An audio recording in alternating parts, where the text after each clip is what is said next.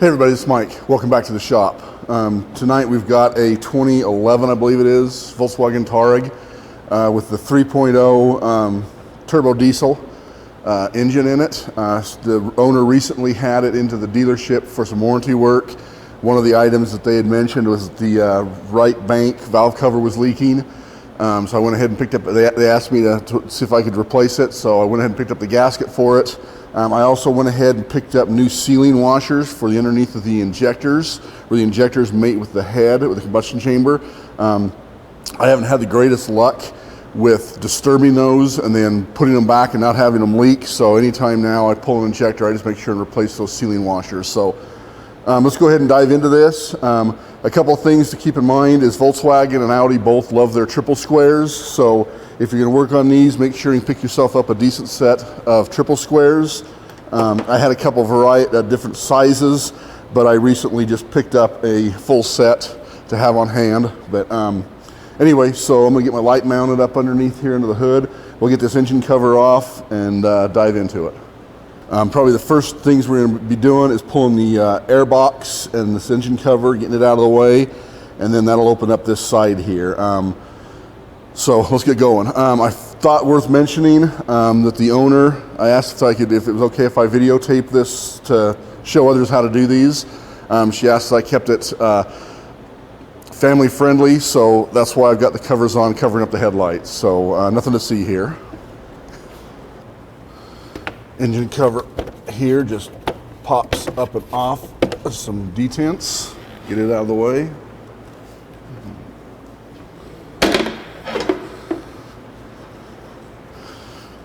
So here's your 3 injectors.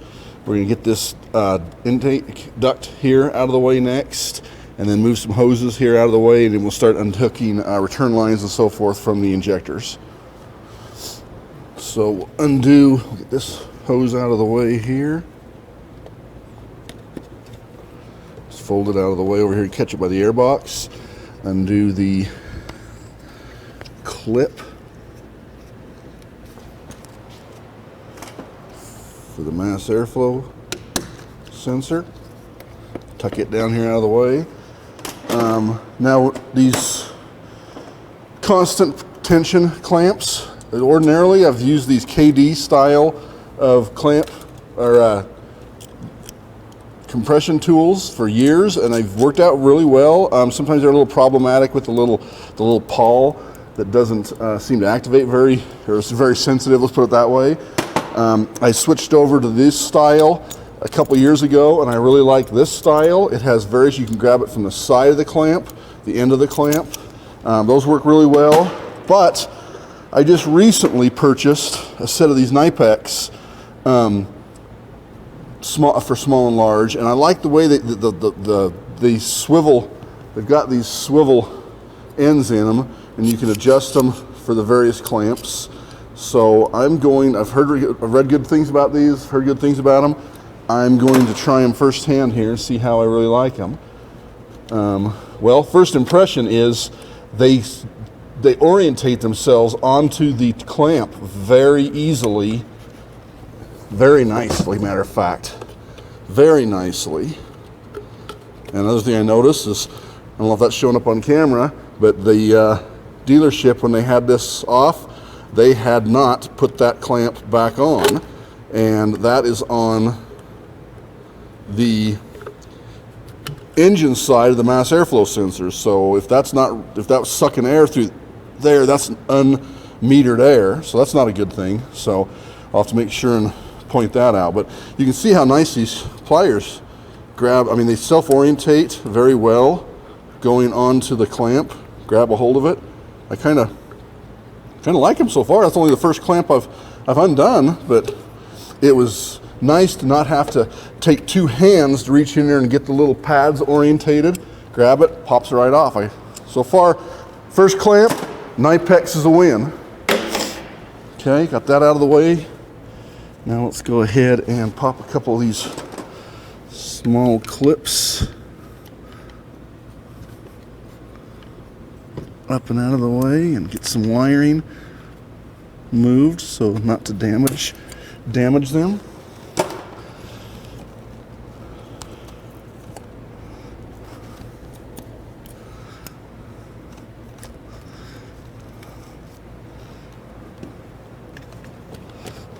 Airbox out of the way.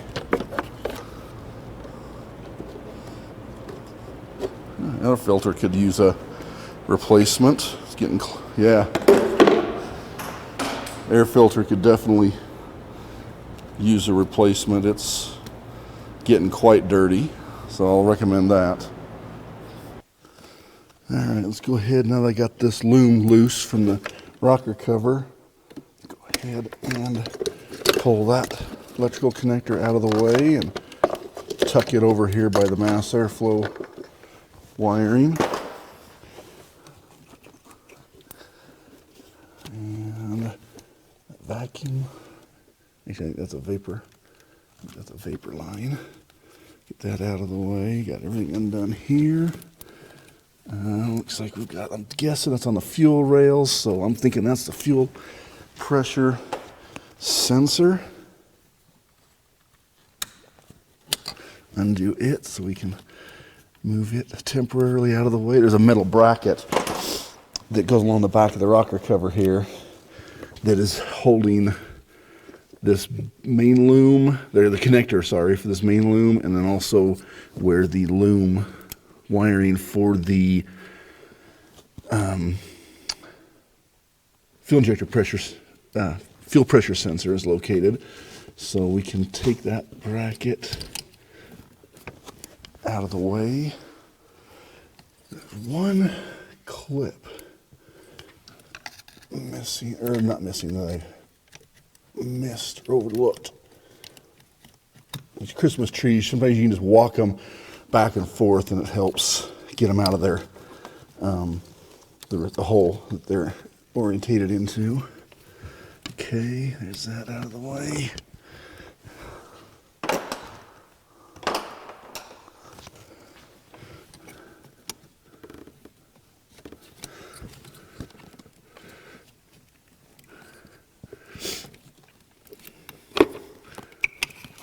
There we go. That connector actually just slides up and out of that bracket. So I was sitting here trying to figure out how that pulled in or out of there, but it just slides. You can see where it's got a groove around it, and it's open on the top, and it just slides down into that. So I think next order of business is to get those high pressure lines out of the way, and then we can move into now these injectors. Let's see if you can see if that's showing, how that's showing up anyway. These injectors are held in. There's a gasket over the top, or excuse me, not a gasket, a plate over the top that has four screws, four fasteners that hold the plate down. You have to, excuse me, undo the plate, rotate the plate 90 degrees, and then there is where the strap is located that holds the injector down into the head through the rocker cover. So we'll go ahead and, before I do that, I'm going to undo these couple of brackets. Now sometimes these injectors are hard to get a wrench on. Obviously the ones up here in the top, pretty simple right there. But the one down around the injector here,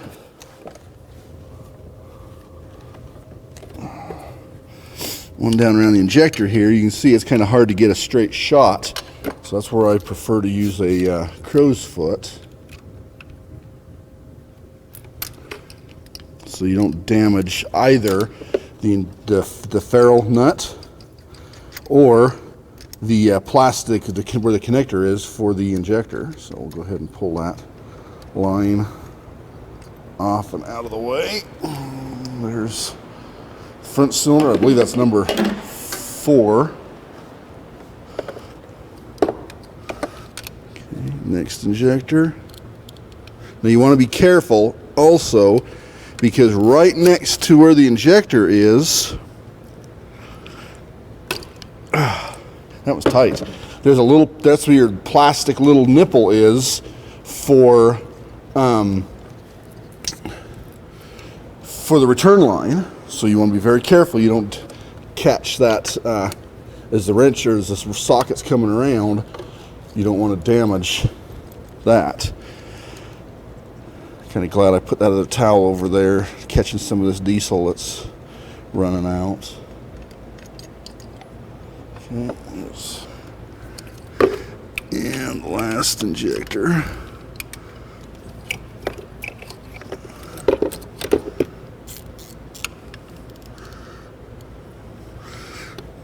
And that seemed about right. That wasn't too bad.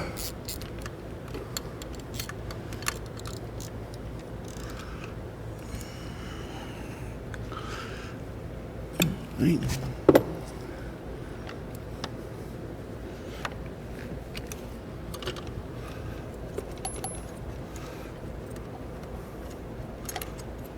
Okay. All right, fuel, high pressure lines out of the way.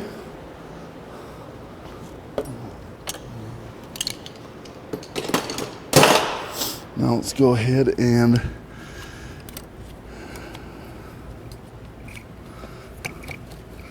pull this bracket. And you want to be careful. This line feels fairly flexible, but they can turn on you in a hurry.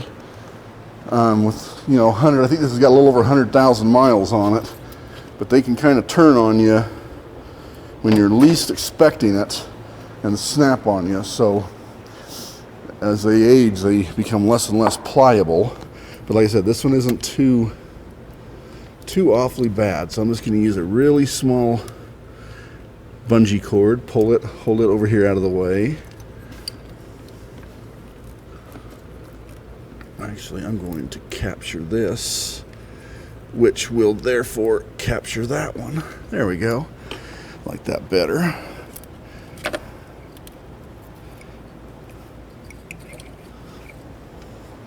I always keep a couple bungee cords on hand because they really work well for holding wire looms or brackets or so forth out of the way. All right, so now there's one fastener. I'm just trying to think ahead. I haven't pulled the injectors yet because I like to get everything out of the way so that my thought process is anything less opportunity I can have dropping something down inside of there, the better. So I'm trying to get everything else out of the way so that I can anticipate that rocker cover coming off once I get the injectors out of the way. The injectors will be the last thing I pull right before the box. But there's one fastener. I'm not sure if it's easy to see, but it's back here underneath this fuel pressure sensor, and there's no way to get a socket on that. So here is there's two.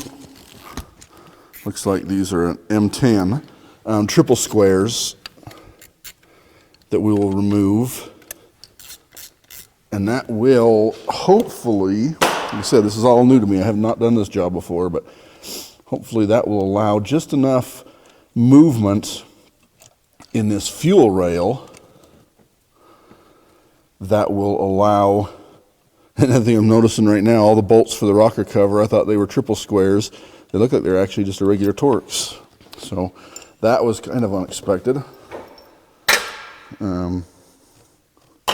So now that, yes, now it's not a ton, but that is, and I don't want to pull this other, looks like a coolant tube out. I don't want to pull it out of the way, but it should allow me to move this just enough to see what size that is. It looks like those are a Torx 30. So let me see if I can just kind of hold that fuel rail up out of the way enough. Yep, it's close, but I think it'll work. And I don't want to pry against the plastic or the composite rocker cover, so I'm just using the boss in the side of the head there to hold that fuel rail up out of the way enough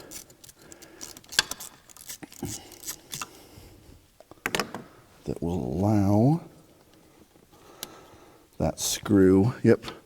Okay, so that one's out of the way, or that one's undone anyway. Now we'll go ahead and get these other couple loosened up so I can get this bracket out of the way. This bracket is overlaid over the rocker cover, so it has to come off.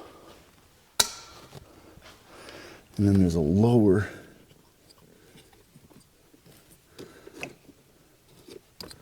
bracket as well. Looks like it has at least one fastener.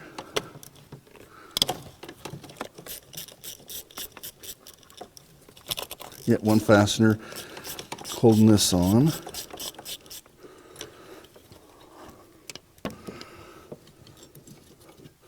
we'll get that bracket out of the way.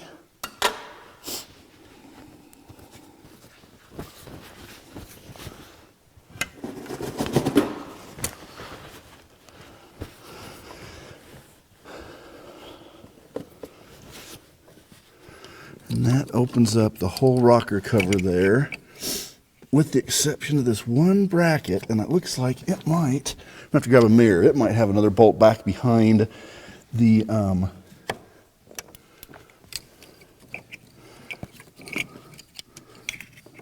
turbo over back behind here.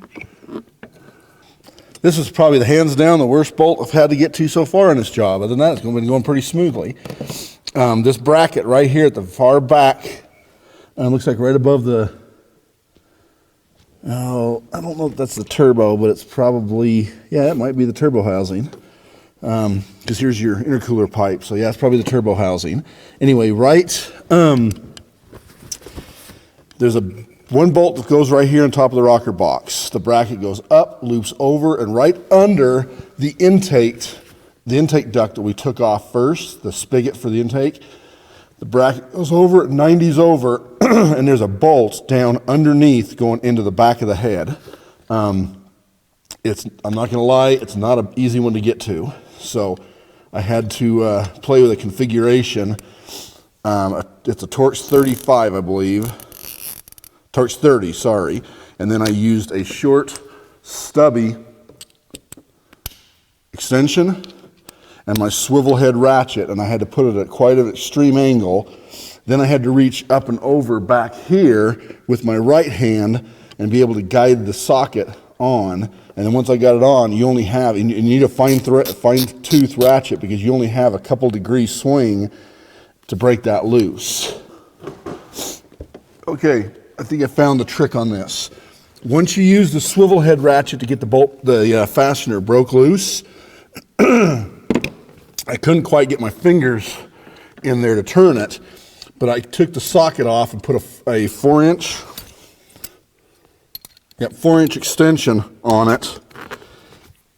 And what that did is that allowed me to guide it on with one hand, and then the other hand reach behind all the wire looms and everything and turn the extension and back the screw out. And then once it's out far enough where you can see it, you can actually grab it with a magnet. And the bracket is therefore back out of the way. Now it's still got some other wires that are connected to it. So I am not going to disconnect those other wires. They go down over back behind the turbo there. So I'm not going to remove those. I just shifted the whole bracket backwards about 2 inches. Yeah, about 2 inches, which allows it to clear the rocker cover. So at that point, the injectors and rocker cover are pretty much fully exposed here. So let me clean a couple tools off the top of the cowl there. I really don't like sitting tools up on top of the cowl if I don't have to. So I'm going to take a little bit of brake wash and clean this ductwork down for the intercooler. And that way I don't transfer any of that into the engine either. Once we get the valve cover out, I will actually go ahead and take it to the solvent tank and clean it. We are going to go ahead and pull these covers off.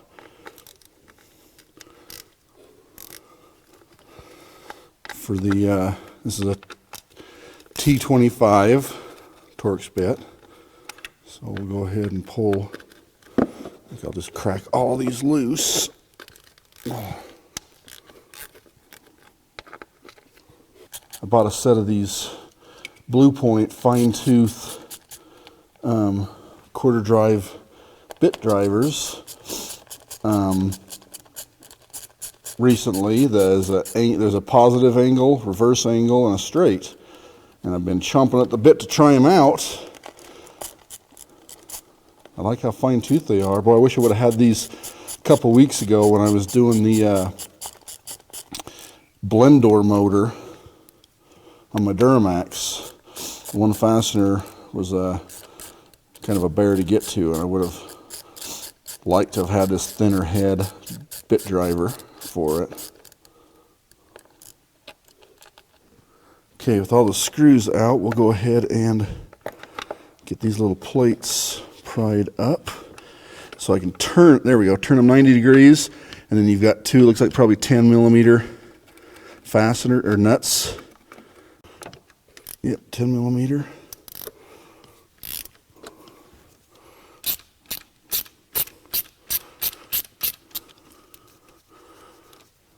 And be careful you don't drop those because that goes right into the valve cover area.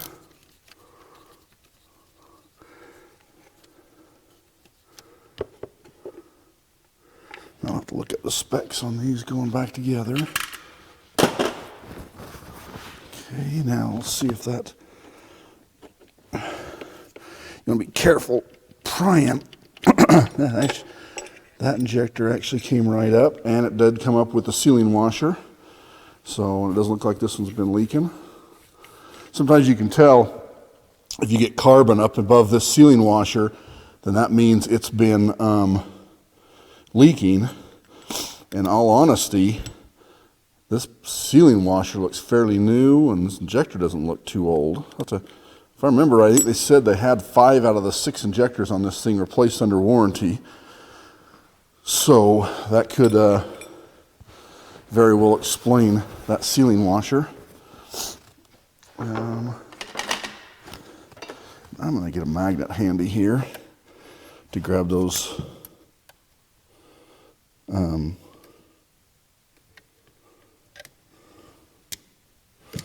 nuts so I don't drop them down in that rocker cover, or down at the camshaft there.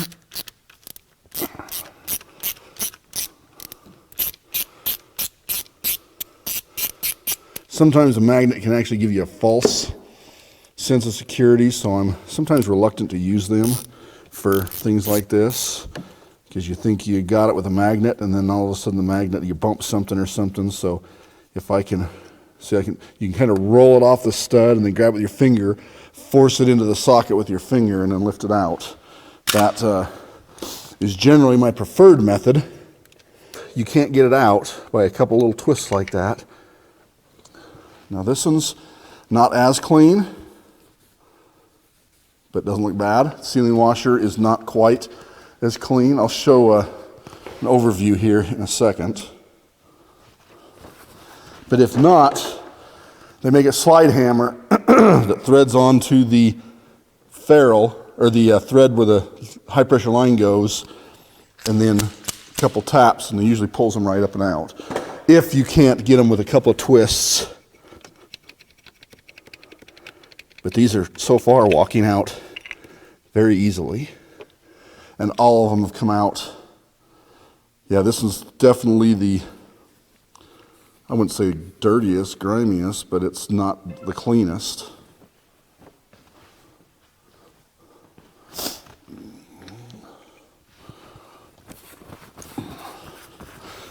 Okay, so all 3 injectors are out.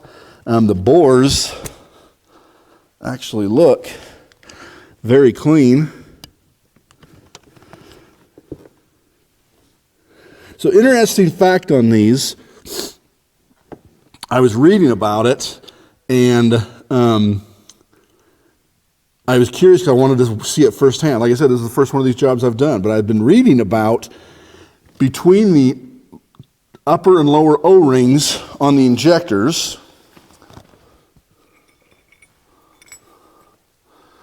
or excuse me, between the sealing ring and the injectors, rather, the O-ring seals off the valve body, or the rocker box area there, But between the area, in the bore, supposedly there was a hole, a port, that goes out to vented to the atmosphere.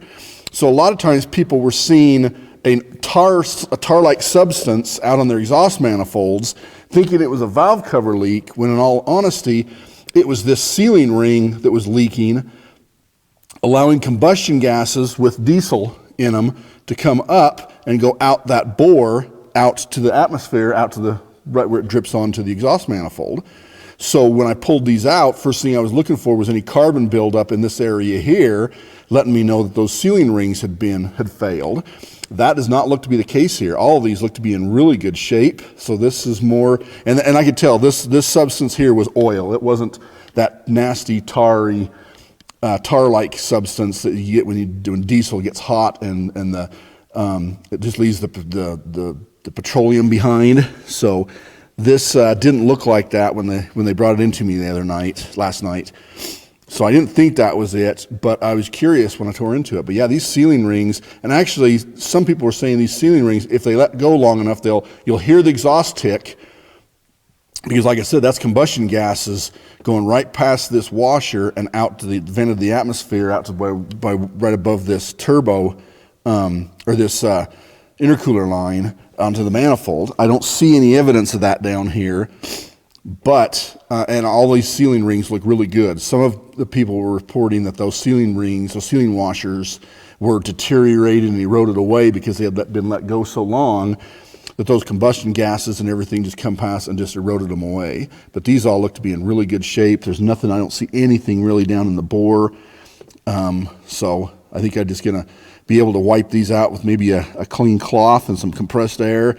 But next is this rocker cover, and that doesn't look to be too big of a deal coming off of there now that I got that bracket out of the way. That bracket was the biggest pain in the butt right there. So, all right, I think this is what did I say it was, a 25? Torx 25. Yeah, so we'll go ahead and get that rocker cover out of there next.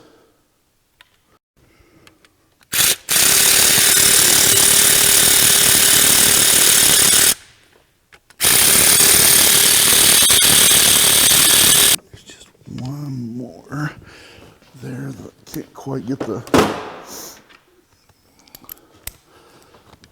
cordless ratchet on.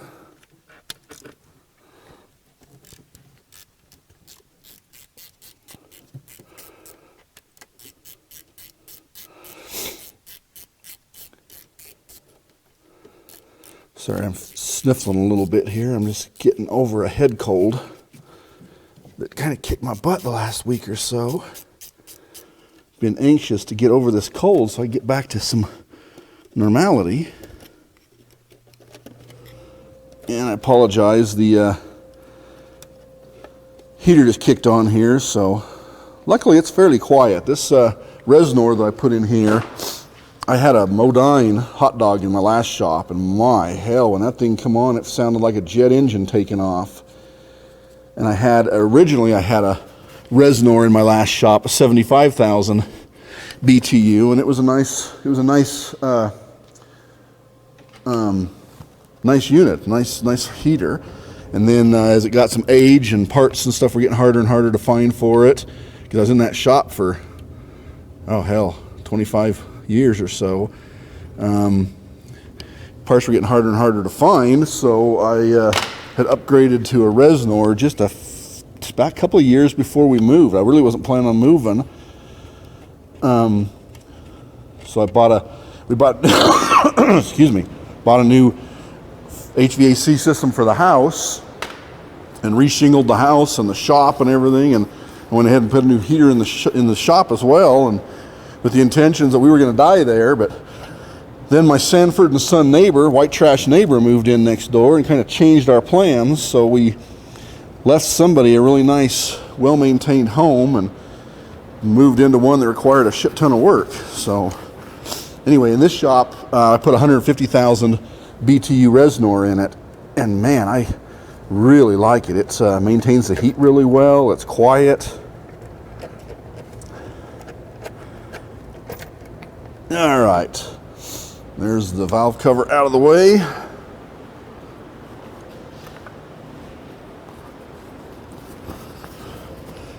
Nothing really looks at. Oh yeah, you can see right here where, hoping that shows up.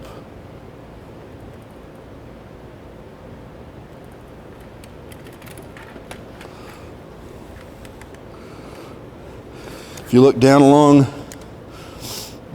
this rail, you can see where a little bit here on this front corner, but really bad right along this back edge here, where there's oil all the way to the edge where that rocker, that valve cover gasket had failed or just got hard and brittle. But up this upper corner, not too bad. Along this top surface really was good sealing, and most of the way down this side, right along this cam, this front, I guess it would be the exhaust cam plug, is where it start seeing some oil past the gasket, but really bad in this back corner back here. So yeah, it was definitely time to change this gasket.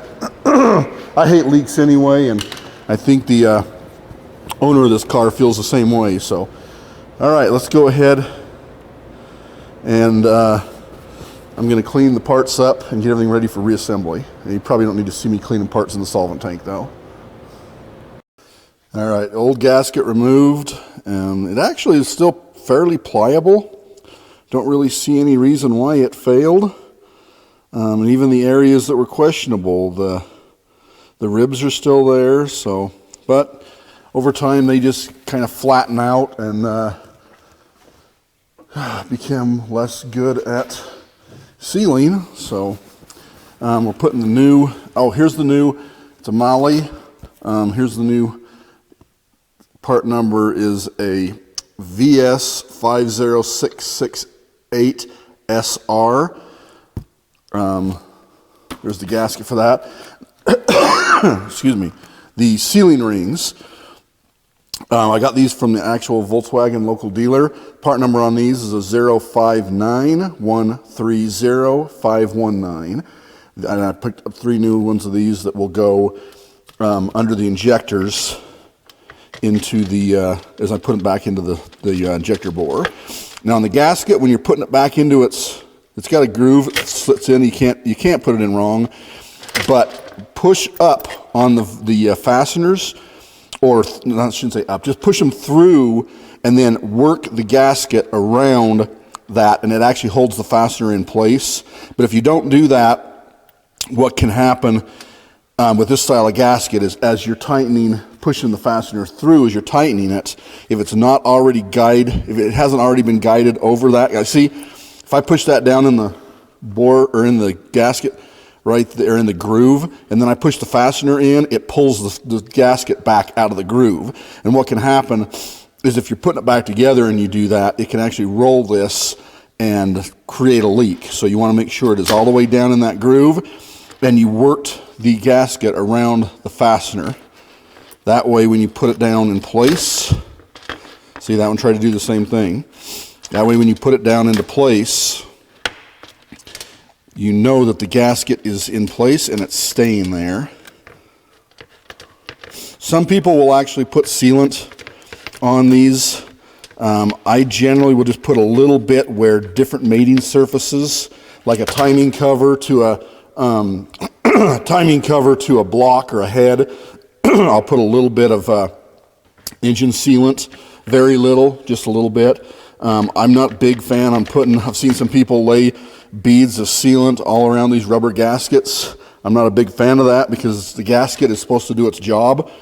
Gaskets, sealants, things like that have come a long ways now, so there's no need to do that. Let the gasket do its job. All these other areas where the plates go down on, you want to make sure those grooves are clean and free of debris, so that there again, it lets that gasket sit down inside of there and do the job that you're asking of it. There's a little recess where the gasket fits down inside there. So, okay, I think this is ready to be reinstalled. Before I do that, I'm going to go over the engine, and I'm going to clean the injector bores, and I'm going to put these sealing rings on each of the injectors.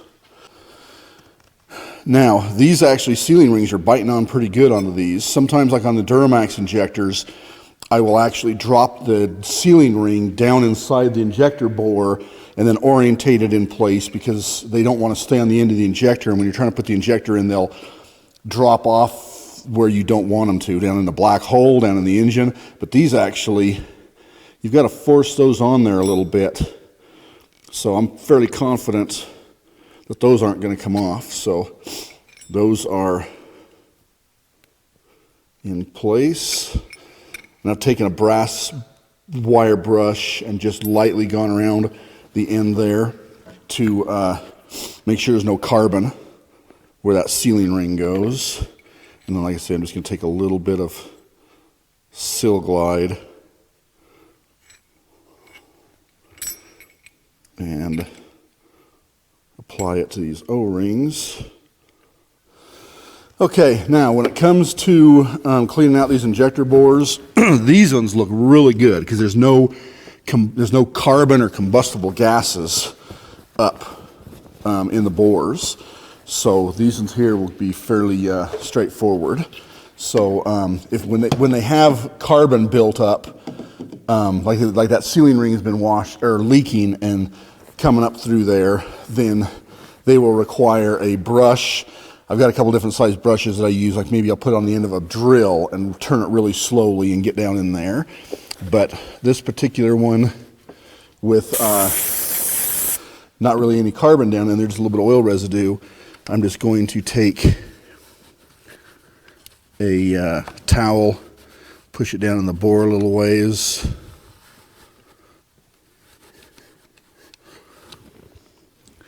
and clean that out. And then I have a punch that works really well. It's tapered, it's a drift, that I will put down in there. And that allows, so you just kind of use the screwdriver and a towel to kind of wipe that bore out, nice and clean there. Excellent. Get this back one next. Hard to reach one.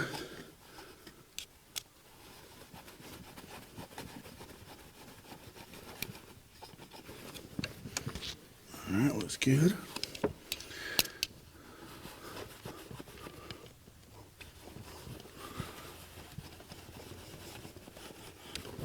And that one looks good. Okay, so the bores are clean there. Now for the Duramaxes,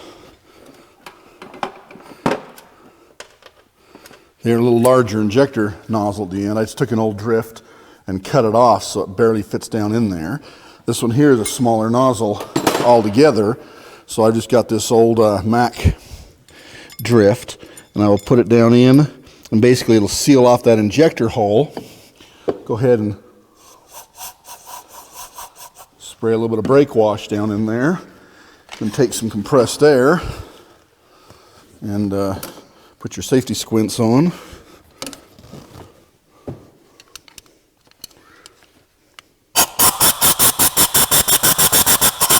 Chase it with a little bit of compressed air.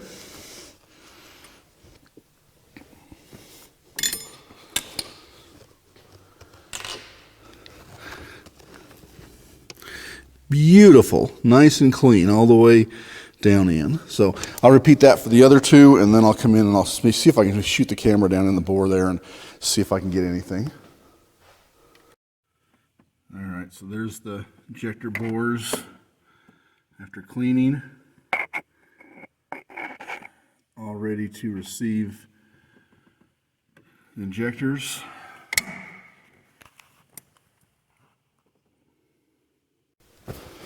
So all the surfaces are cleaned. I run over them with just a little bit of white Scotch-Brite pad to make sure everything's knocked down. I don't see anything out of the ordinary. Injector or intercooler tube has been cleaned. The bores ready to receive the injectors. So let's go ahead, do one last visual check on the valve cover gasket. Make sure it's all the way lined in position. Set it into place.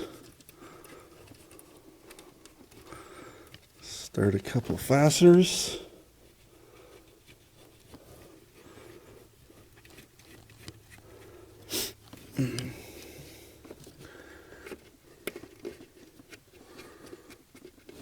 These get torqued, I can't remember how many Newton meters it was. I calculated it out and it's like 88 inch-pounds. So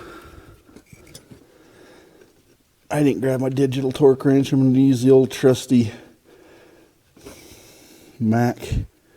Most of my torque wrenches are snap-on, but this particular one is I've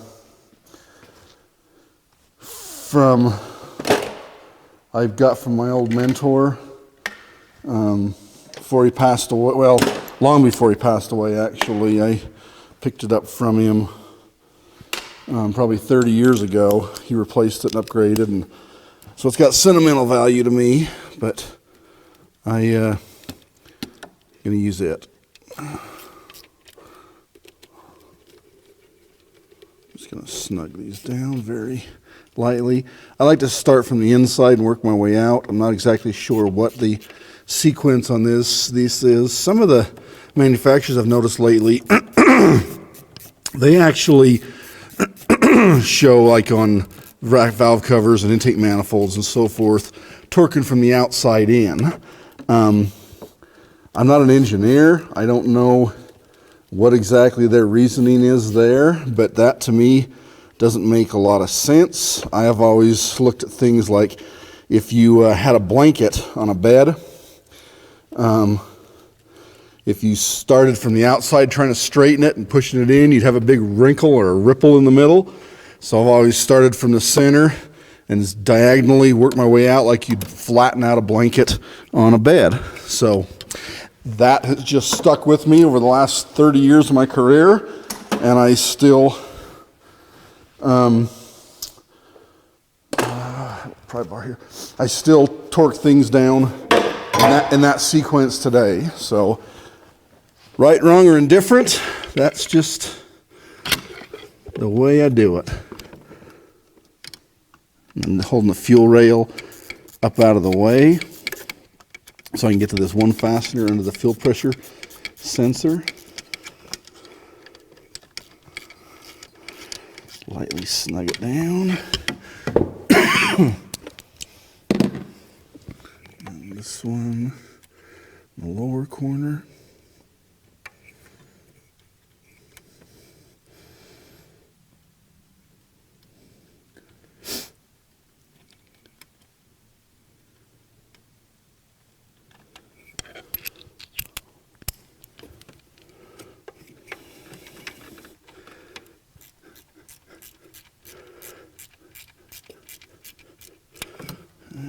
So I'm just taking up the slack now, and then I'll come back with the torque wrench.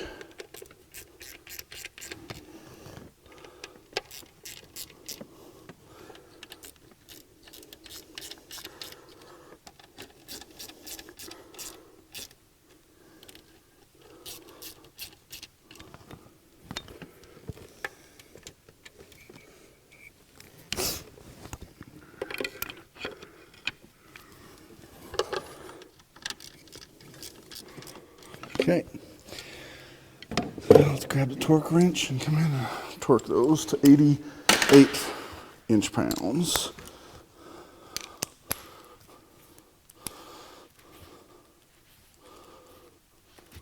I'll come in a little lower,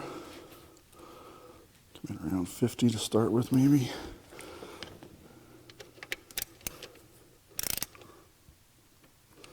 One, 2, 3, 4, 5, 6,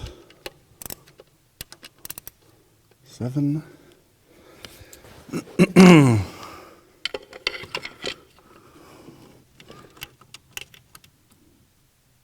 8, and this I gotta pull extension off to get to it.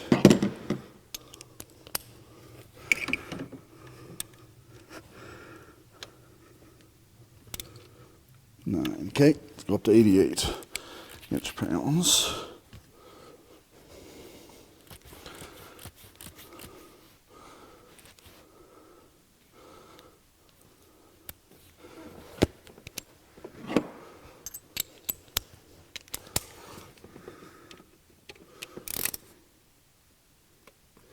One, 2, 3, 4, 5, 6, 7,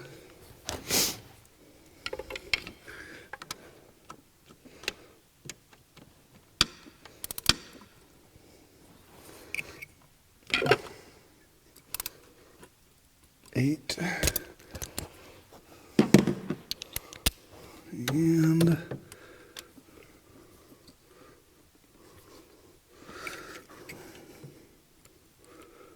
9. Okay.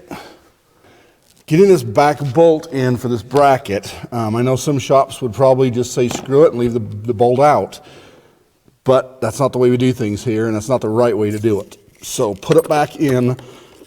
If there's a bolt in there, a fastener in there to begin with, put it back in. The trick I used, I don't have a small enough bolt. I'm going to use this large triple square to demonstrate. I took a magnet, put it on the fastener like so, took my mirror, wedged it down the back side, lined up the hole, and then put the fastener into the hole, and I had to slightly raise it and pull it up and out to get the fastener to slide in. Once that happened, I had my 4-inch extension with the T30 Torx ready. So I went ahead and put my finger on the end of the bolt to push it in and hold it into the hole, even though I couldn't get my fingers down there to start it. And then with the other hand, I went down along behind the back of the wire loom again, put it on, and was able to thread it in right up to the head with my fingers.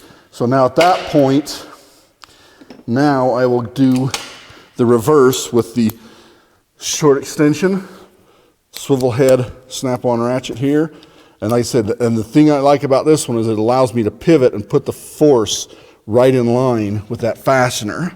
And then at that point, I can get it back down into location, and a few degrees at a time, tighten it.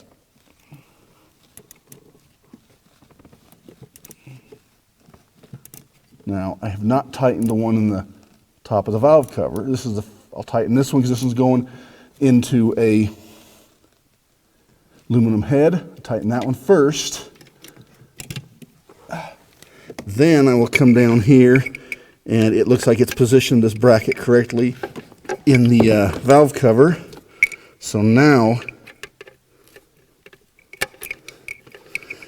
I will go ahead and tighten that one. Okay, that bracket is tightened into position. So that was probably the worst bolt, or the worst fastener rather, in the whole stinking job. And let's see, get my mirror out of the way. So now I'll go ahead and see if I can get my fingers back in there and put that wire loom back in, put the pins back in it. And then basically everything back there is done.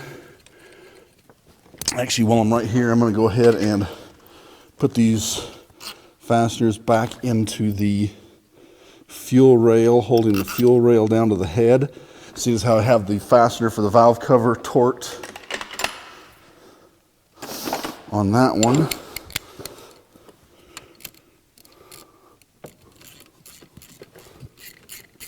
So the fuel rail can get torqued back down into position. Make sure there's no wires or anything underneath between it, and pinch any wires between the fuel rail and the cylinder head. That would be cause some grief. So make sure you're attentive to where your wires are at.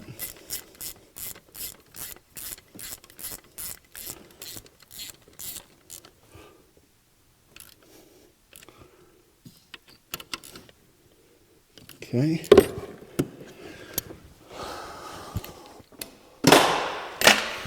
All right, so now I'm gonna get back up in there and push that wire loom back down in and get the little trees down into position so that it allows, because they have to go down underneath the intake where the intake duct goes on.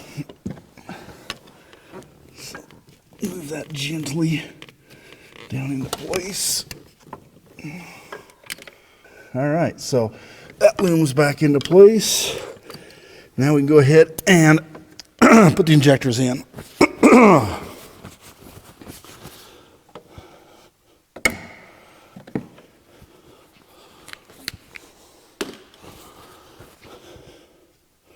going to start with the back one, work my way forward.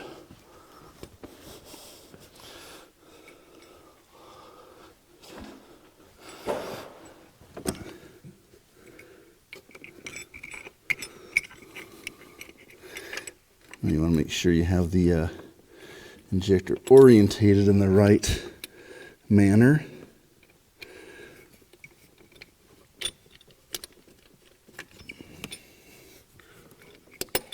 There you go.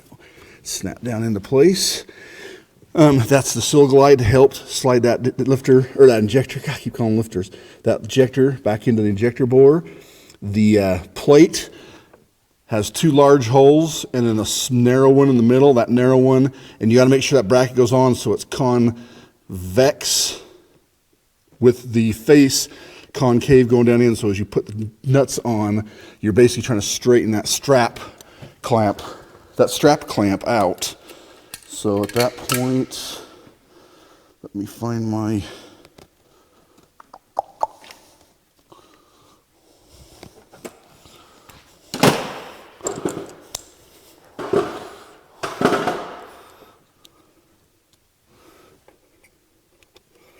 $10mm nuts go on.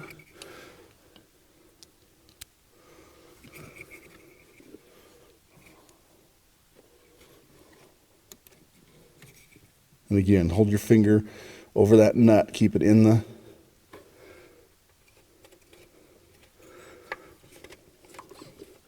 socket until it's ready to go in. And then let's torque those, get torqued to 88 inch-pounds as well, which I'm not quite sure how many Newton meters that is.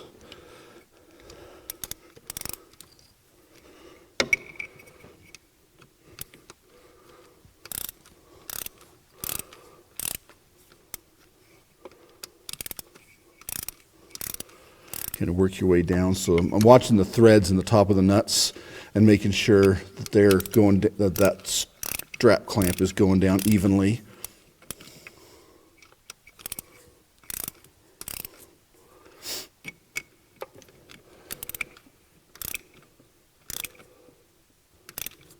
Get close. This side. Okay, I should be getting real close. There's 88 inch-pounds. 88 inch-pounds.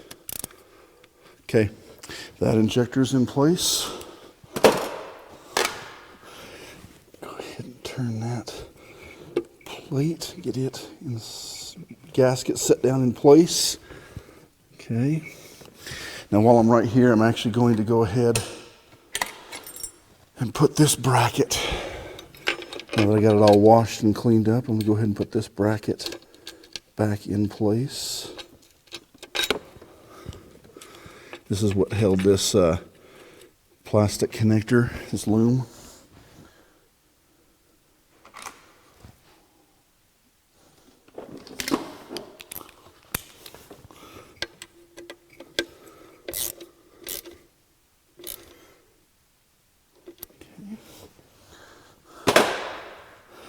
Now the middle injector. Again, here's that strap, so you can pull that on and off, and it's narrow in that one area, and it fits into that flat machined in there. The wire faces upward.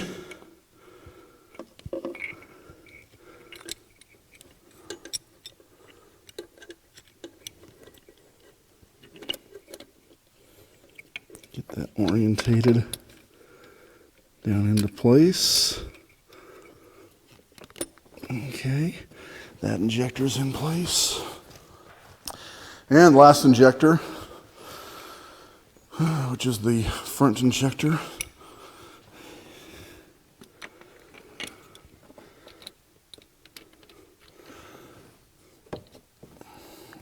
Okay, there we go. And the last two injector retaining nuts. Okay, that injector's torqued into place. Set my torque wrench aside.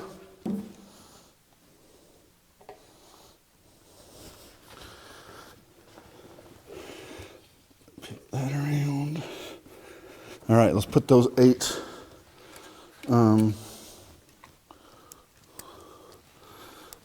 small retaining fasteners into place.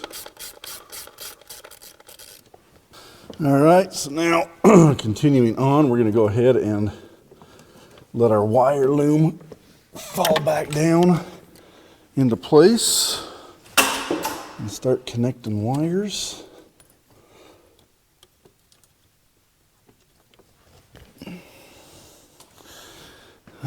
Let's see, so that connector goes down into there.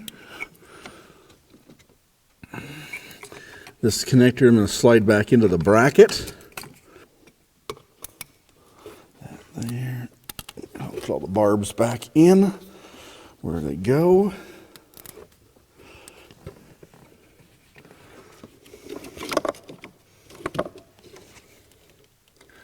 That one goes on a line, that one goes on a line, that plug goes onto there, and the line.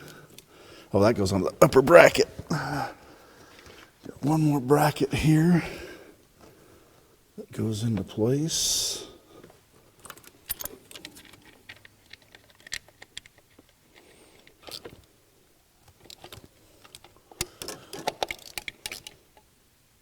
Okay. That fits down into there. That fits there.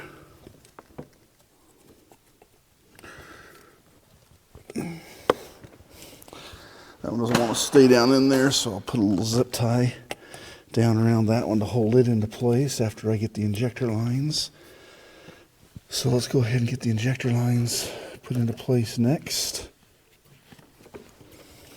Start with that rearmost one.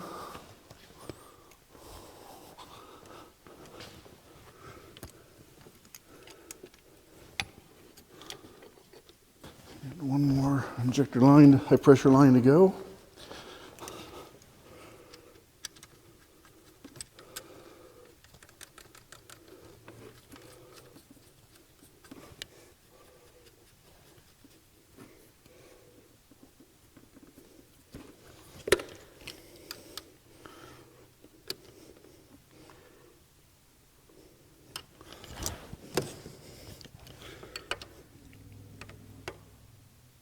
Okay, high pressure lines are connected.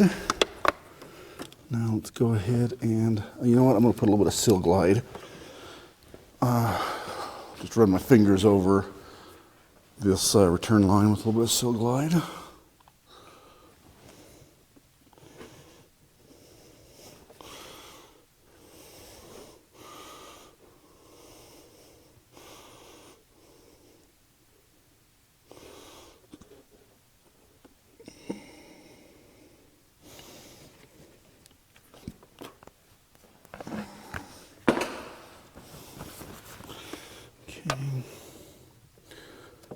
Snap down, lock, snap, oops, lock went down into place before the,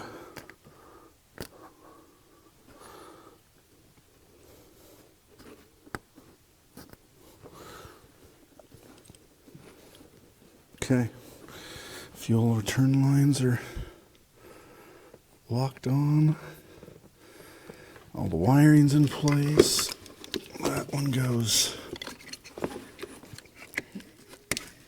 there. That's in place. Okay. All right, everything's pretty much buttoned up. I just have to put the air cleaner. I'm going to vacuum that out. It's got some crap in it. And actually, I'm going to recommend replacing the air cleaner. It's a little dirty considering they just had it at the dealership and they did their complimentary 23-point inspection. I would have thought they would have replaced that air filter. It's pretty bad. So all these other connectors are all done and in place. So I'm going to vacuum the air box out, I'll put the air cleaner and the duct back in, and then I think before I put the top engine cover on, I'll go ahead and fire it. Now, it's going to take a second to fire because even though we've got the fuel filter, all the fuel system primed all the way up to the fuel filter, probably to the fuel rail, when I undid these 3 injectors, we lost fuel pressure here. But it's going to take a second to get the high pressure pump, the fuel injection pump, to pressurize this fuel rail. So it'll probably fire, I'm not sure how these are routed. I'm assuming they share a common rail fuel pressure. Fuel line there. Yeah, it looks like they're joined together. So obviously we didn't lose prime on those injectors on the other bank, but we lost pressure. So it's going to take a second because in any system, the pressure is going to be equalized as it's coming up. So it'll take a second. So it's going to crank for a few seconds before it fires. But let's go ahead and get this air cleaner vacuumed out and cleaned out first. All right, she's going to crank a second here before she fires, but here we go.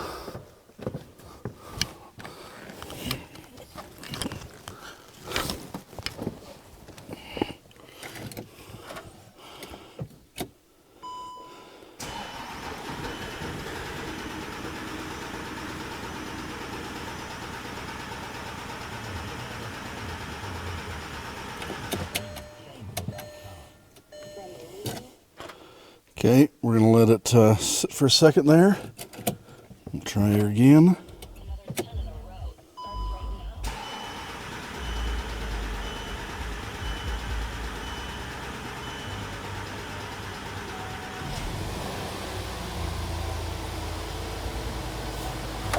All right, there we go.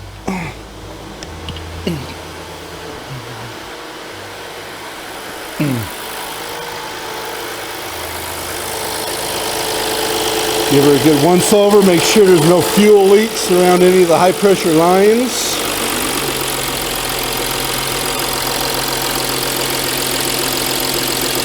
For the return lines, we're looking good.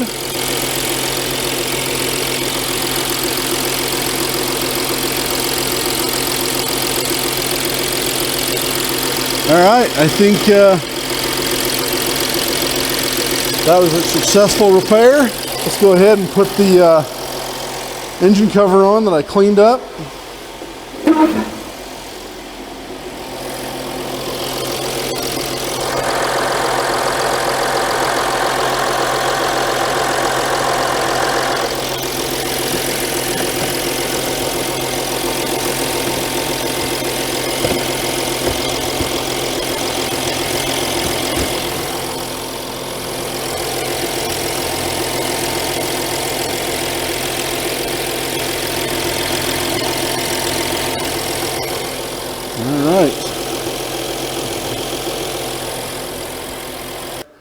All right, that concludes the valve cover gasket replacement on the right bank of a 3.0 liter V6 Volkswagen TDI engine. So I hope you liked it, hope it was informative.